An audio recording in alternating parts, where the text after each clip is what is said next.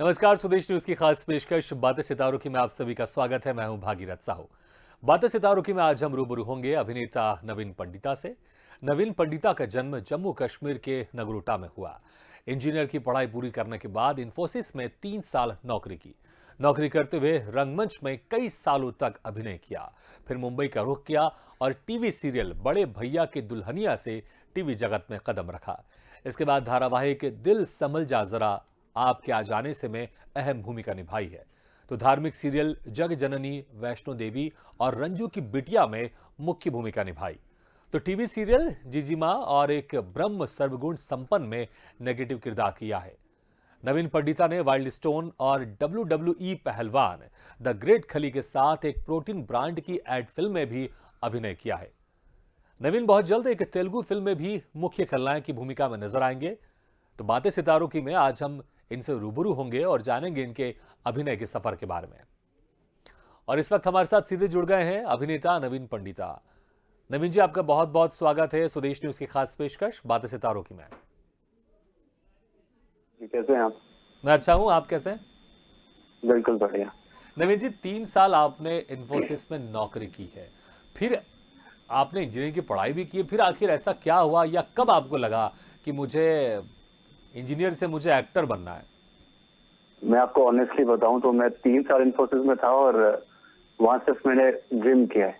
हम्म। वहाँ का जो जिम होता है बहुत वर्ल्ड क्लास होता है। जो बाहर आप हजारों में पैसे देते हैं, वहाँ आप कुछ 100 रुपए में महीने भर का जिम कर सकते हैं। जी। एक्चुअली मैं खुद को कहीं ज्यादा और देख नहीं पा रहा था। वहाँ मेरे दोस्त काफी तरक्की कर रहे थे काम में, जो मुझे लग नहीं रहा था कि मैं कर पा रहा था। तो शायद मैं खुद के साथ या कंपनी के साथ जस्टिस नहीं कर पा रहा था। हम्म। तो मैंने सोचा अगर इतनी पढ़ाई करने के बाद इतनी अच्छी नौकरी मिली है और मैं नहीं कर पा रहा हूँ, तो इट्स हाँ। बेटर कि मैं वो करूँ शायद जिसमें मैं इंटरेस्टेड हूँ। और भगवान ने साथ दिया तो गाड़ी चल पड़ी यहाँ पे। अच्छा, ये बताएं, आप नौकरी से पहले जब आप पढ़ाई कर रहे थे, स्कूल में थे, कॉलेज में थे, उस वक्त कभी ख्याल आया था कि आपको एक्टिंग की फील्ड में जाना होगा या आप जाएंगे कभी? हाँ, एक्चुअली मेरा लेना देना तो था इस इंडस्ट्री से। हम्म। हिंदी फिल्म इंडस्ट्री की बात नहीं कर रहा हूँ, एक्टिंग से। मेरे पापा भी थिएटर एक्टर रह चुके हैं। कश्मीरी थिएटर करते थे वो 90s में। तो हम्म। थिएटर देखने जाता था मैं, और मेरे घर पे कुछ एक्टर्स का, सिंगर्स का आना जाना लगा रहता था, जो रीजनल फोक सिंगर्स थे उनका। तो कहीं ना कहीं से मैं जुड़ा हुआ था इस इंडस्ट्री से हम्म। हमेशा से। और मेरे सबकॉन्शियस माइंड में था कि मैं करना चाहता हूँ, लेकिन एक middle class, lower middle class जो फैमिली होती है, जी। उसके बच्चों को इतने बड़े सपने देखने का हक नहीं होता। और जब तक आप खुद को प्रूव नहीं कर लेते कि आप इस काबिल हैं, हाँ। तब तक कोई आपके सपनों को सपोर्ट नहीं करता। तो शायद भगवान साथ थे, लक अच्छा था, मैं खुद को प्रूव कर पाया पढ़ाई में, और फिर थोड़ा बहुत सपोर्ट से हम्म। यहाँ तक पहुंच गया। जी। बिल्कुल। हालांकि आपने जो कहा कि जो मिडिल क्लास फैमिली है उनको सपने देखने का हक नहीं होता, सपने देखने का हक तो सभी को रहता है। हालांकि मिडिल क्लास फैमिली थोड़ी सी डरती है। उसको ऐसा लगता है कि मैं एक ऐसी फील्ड में जाऊं, वहां पर मेरा आगे क्या होगा, थोड़ी डरती जरूर है। लेकिन अगर हम देखेंगे जितने भी बड़े स्टार हैं या बड़े बड़े फील्ड, ऐसे कई फील्ड है जहां पर लोग ने अपना एक मुकाम हासिल किया, ज्यादातर वो मिडिल क्लास फैमिली से ही है। और देखिए, आप भी आज अच्छे खासा आप काम कर रहे हैं मुंबई इंडस्ट्री में। तो जब आप मुंबई में आपका जाना हुआ, तो मुंबई का स्ट्रगल लाइफ कैसा रहा? जब आप मुंबई गए पहले एक्चुअली दिन, तो किस तरह से हाँ आपने जी, पाया मुंबई को? जो आपने सपनों में देखा था या जो आपने सोचा था, उसी तरह की मुंबई थी या कुछ डिफरेंट तरह की लगी आपको? मुझे कहीं ना कहीं ये पता था शायद कि यहाँ की लाइफ जो दिखती है वैसी होती नहीं हम्म। है। जो चमचमाहट, जो हम चमक चमक चमक चमक ये हम देखते हैं बाहर से, ये ग्लैमरस वर्ल्ड ऐसा अंदर से नहीं था।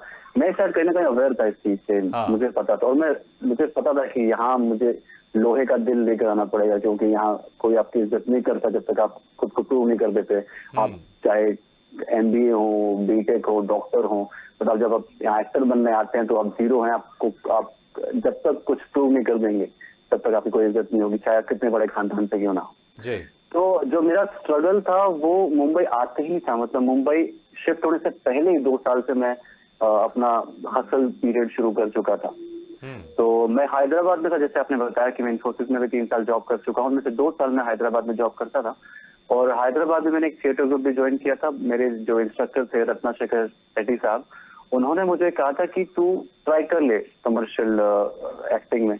हम्म। तो मैं हैदराबाद से मुंबई ट्रैवल करता था वंस इन अ मंथ। तो जो यहाँ कोऑर्डिनेटर्स थे या यहाँ के प्रोडक्शन हाउसेस थे, तो मेरा हल्का फुल्का टच शुरू हो चुका था उनके साथ स्टार्टिंग से ही। तो फिर जैसे ही मैं पुणे ट्रांसफर लिया, फिर मुंबई शिफ्ट हुआ, तो मैं वो जो जान पहचान वाला दौर होता है, हाँ। वो मेरा उस टाइम पे कट चुका था जब मेरे हाथ में थोड़ा बहुत पैसा आया करता था हर मंथ।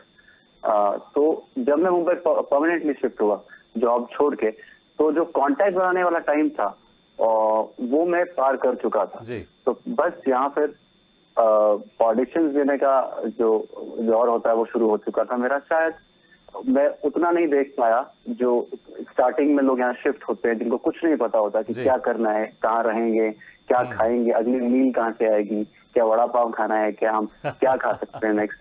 तो वो जो दौर था मेरा, वो मेरा जॉब के टाइम पे ही शायद निकल हाँ। चुका था। बस स्मार्टली भी खेला मैंने स्टार्टिंग में, तो वो चीजें काम आ गई मेरे। बट हाँ, स्ट्रगल तो था ऑडिशंस का।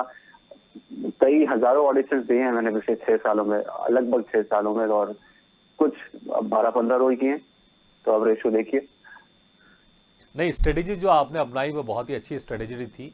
जब आप जॉब कर रहे थे, इसी बीच में आपका मुंबई आना जाना था, आपने वहाँ से लोगों से जान पहचान बनाई, और जो एक शुरुआती दौर का जो स्ट्रगल रहता है, आपने उसको जॉब करते करते, जैसा कि आपने कहा, जब आपके हाथ में पैसा आ रहा था, क्योंकि अक्सर हमने देखा है जो समस्या होती है मुंबई जाकर, वो ये होती है कि जो पैसे हम लेके जाते हैं मुंबई, वो अक्सर कलाकारों के धीरे धीरे खत्म होते जाते हैं। उसके बाद फिर जी जो चीज़ें रहती हैं, क्योंकि स्ट्रगल आप कर रहे हैं, आपको रेंट देना है, खाना है, आपको ऑटो लेके, टैक्सी लेके आपको ऑडिशन देने जाना है, तो ये जो समस्या आती है, और ये शुरुआती दौर में जी ज़्यादा रहती है, क्योंकि आपको पता नहीं रहता है ऑडिशन कहाँ चल रहा है, किन से मिलना है, किन से मुझे बात करना है। लेकिन आपने बहुत अच्छी स्ट्रेटेजी आपने अपनाई। मुझे लग रहा है जो हमारे दर्शक देख रहे होंगे तो आपकी इस बात से अच्छे से इत्तेफाक रखेंगे, और वो भी यही स्ट्रेटेजी अपनाएंगे जो इस फील्ड में आना चाहते हैं। अच्छा, जो आपका जी फर्स्ट बिल्कुल। ब्रेक था नवीन जी, फर्स्ट ब्रेक था जी आपका, वो आपको जी कैसे मिला आपको मुंबई में? मैं बिल्कुल फोकस था, मुझे क्या करना है यहाँ के। मुझे इतना पता था मुझे काम करना है और मुझे स्ट्रगल नहीं करना है। देखिए, आपका एटीट्यूड, आप किस माइंड से आते हैं यहाँ, आपके साथ वही होगा। इनफैक्ट यहाँ नहीं, कहीं भी मुझे स्ट्रगल नहीं करना। आप स्ट्रगल क्यों करना चाहते हैं? हाँ। मुझे स्ट्रगल नहीं करना, मुझे काम करना था। तो मैं सोच के आया था, तो काम, अगर आप ऑडिशन भी दे रहे हैं तो भी आप काम ही कर रहे हैं, बट आपको पे नहीं किया जा रहा। बस अगर इफ यूर ऑडिशनिंग, आप काम ही कर रहे हैं। तो मैं यहाँ आया 1 मई 2016 को। 2 मई 2016 से मैंने शुरू कर दिया अपने ऑडिशंस देना, इंट्रोज देना, वो करना। मुझे पता था कहाँ पे क्या है जी। और मैं कहाँ जा सकता हूँ। एक आध कोऑर्डिनेटर जो कास्टिंग एजेंट्स होते हैं उनके कांटेक्ट में था, उनको रोज पेस्टर करता था, भाई मुझे बता दो कहाँ जाना है, आज कुछ है मेरे लोग के लिए, कुछ है बता दीजिए। तो जो मुझे मेरा पहला ब्रेक मिला वो मुझे पहले 35 दिन में मिल गया था। 35 दिन में पहला तो ब्रेक आपको मिला? जी, जो एक कंटिन्यूटी रोल होता है, मतलब मेन कैरेक्टर नहीं था, सपोर्टिंग कह सकते हैं, लेकिन हाँ, जैसे महीने में 10 दिन शूट कर लिया, महीने में 12 दिन शूट कर लिया। मेन किरदार नहीं था लेकिन सपोर्टिंग लेकिन था। कंटिन्यू अच्छा रोल टाइप था। था, नहीं तो अक्सर हमने कलाकारों कंटिन्यू को था। सुनते देखा है, कहते देखा है हमने, कि वे जी कंटिन्यू रोल की तलाश में रहते हैं। 1 जी डे जी 2 डे तो उनको काम मिलता है, लेकिन चाहते हैं कि एक ऐसा कैरेक्टर हो जो एस्टेब्लिश हो, जो एक किरदार के नाम हाँ से जाना जाए इस सीरियल में। और पहला ही ब्रेक जी। आपको ये मिल गया। कौन सा सीरियल था ये? बड़े भैया की दुल्हनिया सोनी टीवी पे आता था 2016 में। हाँ। जी, तो तो आप उसमें छोटे भैया बने जी, थे क्या, बड़े भैया क्या? मैं बड़े भैया का एक परम मित्र बना था, जो जी। उसका सलाहकार भी था, और बहुत अच्छा कैरेक्टर था। और हाँ। हालांकि बेगर्स आर नॉट चूजर्स, मेरे पास कोई ऑप्शन नहीं था, मुझे तो करना था, जी। तो बस मैंने कर दिया। बिल्कुल। अच्छा, उसके बाद फिर आपने सपोर्टिंग रोल की बात की, लेकिन उसके बाद फिर आपने मुख्य भूमिका भी निभाई है। जो रंजू जी की बिटिया है सीरियल, इसमें आप मुख्य भूमिका में रहे। तो इससे जी ये सीरियल से कैसे जुड़ना हुआ? फिर सपोर्टिंग रोल के बाद एक जब मुख्य भूमिका मिली तो इसके लिए क्या कुछ आपने किया, और क्या रिएक्शन था जैसे आपको पता चला कि आप इसमें मुख्य भूमिका में रहेंगे? मैं थोड़ा पीछे जाता हूँ। जी। भगवान की दया से मेरे पास काम की कमी नहीं रही। 1 डे हाँ। 2 डे तो नहीं किया मैंने आज तक कभी। मैंने एपिसोडिक्स किए, मैंने ये कंटिन्यूटी रोल जैसे मैंने बताया आपको यही किए हैं, लेकिन मेरे पहले 9 शोज हाँ। नहीं चले। वो सिर्फ 3 महीना, 2 महीना, 2.5 महीना ये चलते थे, बिकॉज टीआरपी पे डिपेंड करता है सब कुछ, बिल्कुल। कि कोई शो चलेगा नहीं चलेगा, चाहे कितने अच्छे किरदार हो, कितनी अच्छी स्टोरी लाइन हो, कितने सुंदर चेहरे हो, अगर टीआरपी नहीं आ रही है तो शो का कोई मतलब नहीं है। ऐसी इंडस्ट्री है हमारी, टीवी इंडस्ट्री की बात करूं तो लेकिन ये पक गया था इन चीजों से, क्योंकि मान लीजिए आपको कहा जाता है कि आपका पैरेलल लीड कैरेक्टर है, तो आपके महीने में 15 से 20 दिन यूज होंगे, लेकिन हार्डली आप 8 दिन शूट करते हो, 7 दिन शूट करते हो, जी। तो आपका पूरा महीना वेस्ट जाता है। लेकिन और आप चाहें तो दूसरा शो ले सकते हैं, लेकिन दूसरा प्रोडक्शन साइन नहीं करेगा आप, क्योंकि आप ऑलरेडी वहां बिजी हैं कहीं और। बिल्कुल। ये रहता है। तो ये 3 साल तक चलता रहा और मुझे पता था मैं ज्यादा डिजर्व करता हूँ। और उसके बाद मैंने एक तेनाली रामा एक शो आता है, उसमें मुझे एक कैमियो रोल मिला 1 महीने का, जी। अकबर का रोल प्ले करना था। अकबर बीरबल की स्टोरी आई थी, तो मुझे अकबर प्ले करने का मौका मिला और फिर पैंडेमिक हो गया और काम का कुछ पता नहीं था और पैंडेमिक हो गया। 3 महीने हमारी इंडस्ट्री बंद हो गई और इंडस्ट्री चौथे महीने में जब शुरू हुआ वो 10 दिन मेरा रोल और चला और फिर बंद हो गई। फिर भगवान की दया से एक प्रोडक्शन हाउस है रश्मि शर्मा टेलीफिल्म, साथ निभाना साथिया, ससुराल सिमर का, ये बड़े बड़े शो कर चुके हैं। वहां से मुझे कॉल आया कि वो अपना जगजननी माँ वैष्णो देवी शो रिवैम्प कर रहे हैं। रिवैम्प से मेरा मतलब है शो की स्टोरी चेंज हो रही है कि उन्होंने एक नई फैमिली इंट्रोड्यूस की, उसमें मैं हीरो था।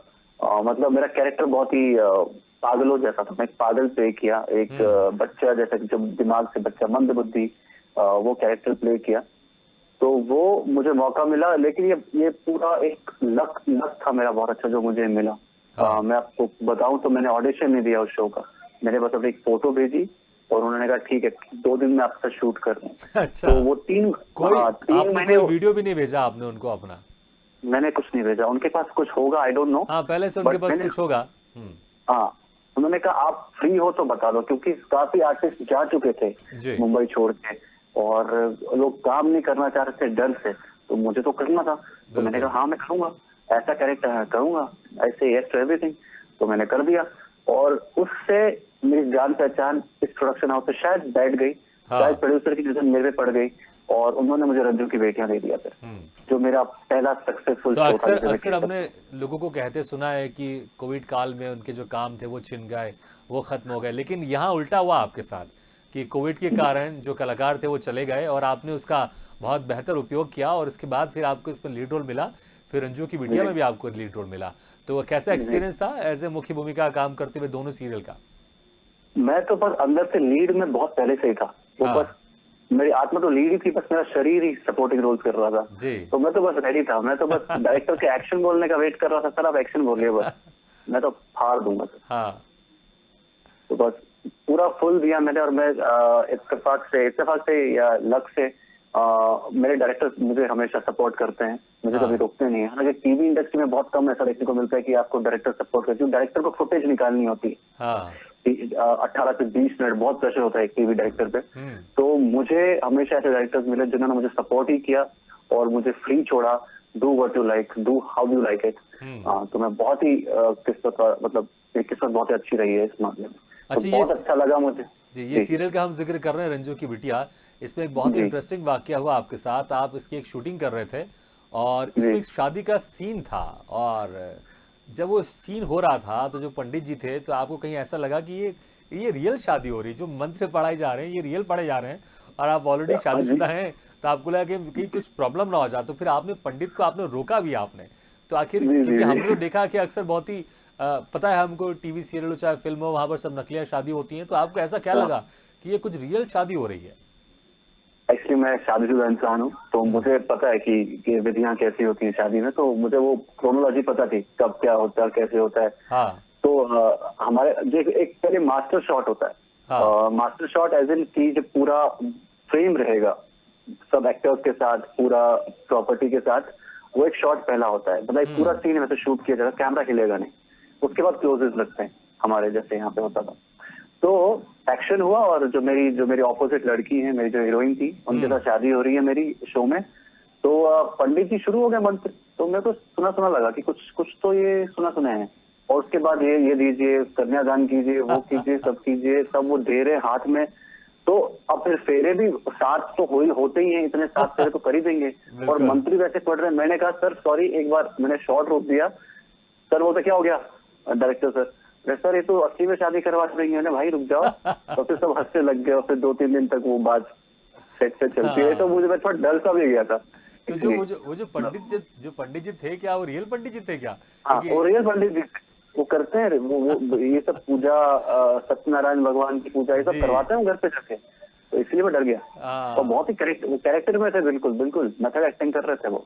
नहीं वो कैरेक्टर नहीं, वो तो अपने जो उनका रियल काम है वही, जैसे आपने कहा वो पंडित जी रियल पंडित जी, हाँ तो वो वही तो अपना वही, मतलब काम कर रहे थे वो भी।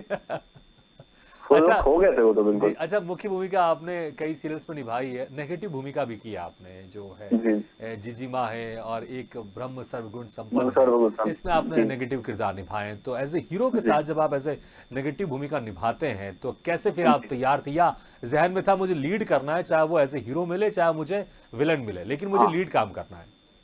मतलब सीन है, सीन में मैं हीरो होना चाहिए, या तो मैं पीट रहा हूँ या तो मैं पिट रहा हूँ, हाँ ऐसा है।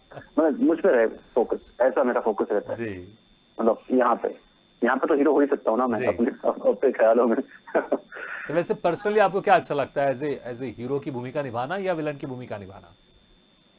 देखिए अपने लिए ना, मुझे अगर मैं खुद के लिए बोलूँ तो मुझे नेगेटिव अच्छा लगता है, क्योंकि मेरा स्कोप रहता है बहुत कुछ करने का उसमें। हाँ मैं अपने लुक के साथ खेल सकता हूँ, मैं अपने एक्सप्रेशन के साथ खेल सकता हूँ, मेरी बॉडी के साथ खेल सकता हूँ। बट एक लीड जो होता है ना, वो एक टेलीविजन का लीड बता रहा हूँ, वो एक शरीफ सा बच्चा होता है। जी क्योंकि वो कुछ गलत नहीं कर सकता, हाँ क्योंकि उसकी एक इमेज होती है ऑडियंस में कि ये शरीफ है, कुछ he can't do anything bad, ये इसके मन में सिर्फ अच्छाइयां ही हैं। और उसको सिर्फ डायलॉग बोलना होता है, एक सटली डायलॉग बोलना होता है, बहुत ही हम्बल वे में डायलॉग बोलना होता है। लेकिन जो नेगेटिव बंदा है वो कमीनापंती दिखा सकता है। हाँ। अब रियल लाइफ में अच्छा इंसान ही हूँ, अब कभी कभार खुराफाती ख्याल अच्छा, आते हैं। इसमें एक मैं चीज अपने पर्सनल ओपिनियन में रखना चाहूंगा, आप बताइएगा कितना इत्तेफाक रखते हैं आप इन मेरी इन बातों से। मुझे ऐसा हाँ लगता जी है कि फिल्म में तो हीरो के पास बहुत सारे उसमें ऑप्शंस रहते हैं, बहुत बहुत, क्योंकि फाइट करता है, रोमांस करता है वो, ठंडी ठंडी वादियों में उसके ऊपर गाने शूट होते हैं, लेकिन जो सीरियल्स होता है उसमें जो हीरो से ज्यादा मुझे लगता है कि विलन के पास ज्यादा उसमें गुंजाइश होती है करने की, क्योंकि सीरियल में हम जी देखते हैं होता है कभी कभी गाने शूट होते हैं, लेकिन वो उस तरह से नहीं होते जो फिल्मों में होते हैं। लेकिन जो वैरायटी जी होती है एक्टिंग को लेकर, जो वेरिएशन होता है, वो मुझे ऐसा लगता है कि सीरियल में हीरो से ज्यादा विलन के पास ज्यादा होता है।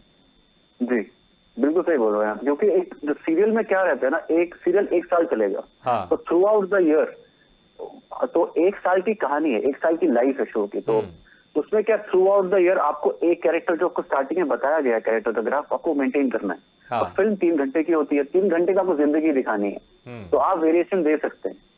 और अब हीरो, अगर आज मैं सटन हूँ बिल्कुल, तो I can't change my self tomorrow, बिल्कुल मैं वैसा ही रहूंगा। इनफैक्ट अगर मेरे को लुक चेंज करने का भी मन है तो हीरो के पास गुंजाइश नहीं होती, सही बहुत बात कम होती है, क्योंकि वो इस लुक में पसंद आ चुका है, हाँ तो उसको वही लुक मेंटेन करना है। बिल्कुल। तो ये बहुत चीजें ध्यान में रखनी अच्छा, पड़ती हैं। सीरियल के अलावा आपने एड फिल्में की हैं, द ग्रेट खली हैं, उनके साथ आपने जी एक जी एड फिल्म में काम किया है, तो कैसा एक्सपीरियंस था जी। जब आप पहली बार आप उनसे मिले, तो कैसा एक्सपीरियंस था? आपने ऐसे देखा हो कि खली जी कैसे हैं आप? नहीं, वो ऊपर बैठे की हुए थे, तरफ। 4 चेयर्स पे वो बैठे हुए थे। अच्छा, बैठे हुए थे उस वो वक्त। खड़े तो नहीं, मैं देखा ही नहीं खड़े होते, उनका जो शॉट था वो भी बैठे हुए ही हुआ था। ओके तो वो बैठे हुए थे 4 चेयर्स पे, और उन्होंने मिलने नहीं रखी, बॉडी गार्ड्स थे, तो हमने दूर से हाई किया था, हाई अच्छा। किया, और वही, तो उन्होंने हाथ उठाया बस, और कुछ नहीं, ज्यादा बात भी नहीं। और उनका जो ओके शॉट था वो अलग लिया गया था, हाँ हम लोग अलग थे, उनका अलग लिया गया था। बट हाँ। हाँ, एक रूम में थे हम कुछ पलों लेकिन के थोड़ा लिए। एक्साइटमेंट तो होगा जब आपको पता चला कि ग्रेट खली के साथ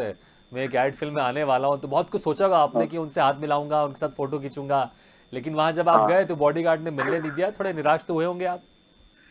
नहीं, बस मैं खुश था कि एक एड फिल्म मिली है, और पैसा भी ठीक ठाक ही मिल जाता है एड फिल्म में, हाँ और प्लस ग्रेट कर ली, हमारे हिंदुस्तान की शान है, तो उनके साथ करने का मौका मिल गया था, तो मैं उसमें उतना ही खुश था।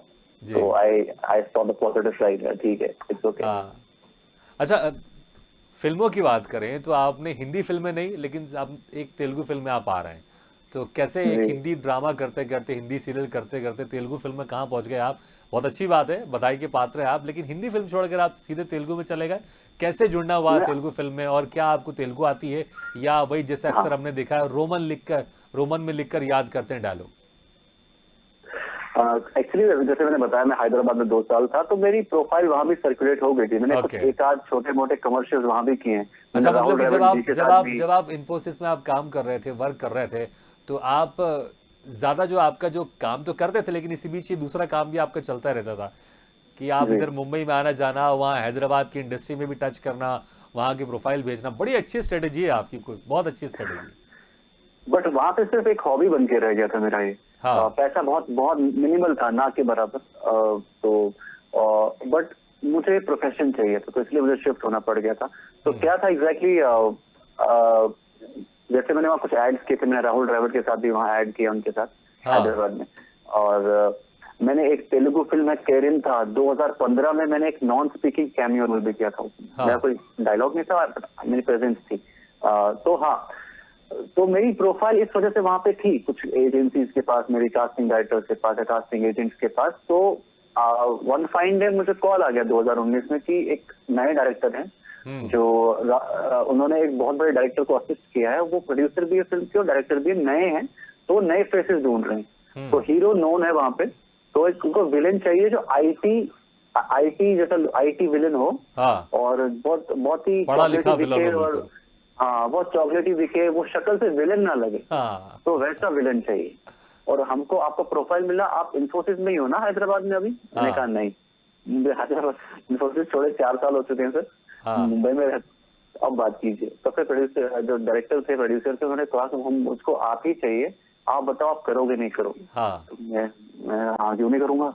तो मैंने यस बोल दिया। आपको तेलुगु आती है? मैंने कहा सर हो जाएगा। तो उनको मैंने क्या कहा था, सर आपको ना अपनी स्क्रिप्ट, जो डायलॉग है तेलुगु का, इंग्लिश में होना चाहिए और नीचे उसका अनुवाद हिंदी या इंग्लिश दोनों में होना चाहिए। तो आप मुझे 15 दिन पहले, शेड्यूल के 15 दिन पहले भेज देंगे, तो आपको मेरी तरफ से कोई प्रॉब्लम नहीं होगी, ये मैं आपको वादा कर देता हूँ। तो मैं क्या करता था, रोज वो डायलॉग पढ़ता था और उसका मतलब, उसका पंक्चुएशन, कॉमा कहाँ पे क्या कहा, वो सब उन्होंने भेज दिया था। और मैं रट रट रट रट रट के पहुंच जाता था सेट पे, और सेट पे रिहर्स करके, और शायद गॉड गिफ्ट है तो मैं बोल देता था। अच्छा, कोई कोई कोई डायलॉग आपको याद है उस फिल्म के? हाँ, एक से मुझे याद करने भी, स्वस्थ लोगा पेरुकु पोइना पग्गा कोड़ा इनका बलमगा या ना रसकला। अच्छा, क्या मीनिंग क्या है इसका? कुछ आपको याद है इसका मीनिंग जो आपने जो लाइन बोली आपने? इसका मतलब मुझे अभी याद नहीं है सर, लेकिन इसका जो जिस टाइम बता देता हूँ कि हीरो मुझे मार रहा है, मैं उससे पूछ रहा हूँ तू मुझे क्यों मार रहा है। अच्छा अच्छा, कोई कोई कोई कोई कोई कोई हिंदी डायलॉग भी आपको याद है? आपके सीरियल का आपने रंगमंच भी किया, तो कोई हिंदी डायलॉग? नहीं, डायलॉग एज इन वो तो नॉर्मल कॉन्वर्सेशन होते हैं। तो अच्छा, हमें ऐसा पता चला, चलिए डायलॉग को हम साइड में रखते हैं, हमें ऐसा पता चला है कि आप अपने आसपास के लोगों की कभी कभी मिमिक्री भी करते हैं, तो आप किसी की मिमिक्री करना चाहेंगे? हमारे दर्शक को अच्छा लगेगा कि एक चॉकलेटी हीरो है जो तेलुगु फिल्म में विलन भी है, कई सीरियल्स में ऐसे मुख्य भूमिका निभाई है, तो उनको मिमिक्री करते हुए देखेंगे हमारे दर्शक, तो उनको बहुत अच्छा लगेगा। अरे मैं फंसा दिया आपने। तो क्या है एक्चुअली, मैं वैसा मिमिक्री एक्टर तो नहीं हूँ, मतलब मैं अपने आसपास लोगों को देखता हूँ जो मुझे थोड़े अलग लगते हैं, तो मैं फिर उनके पीठ पीछे उनकी करने की कोशिश करता हूँ बाकी लोगों के सामने।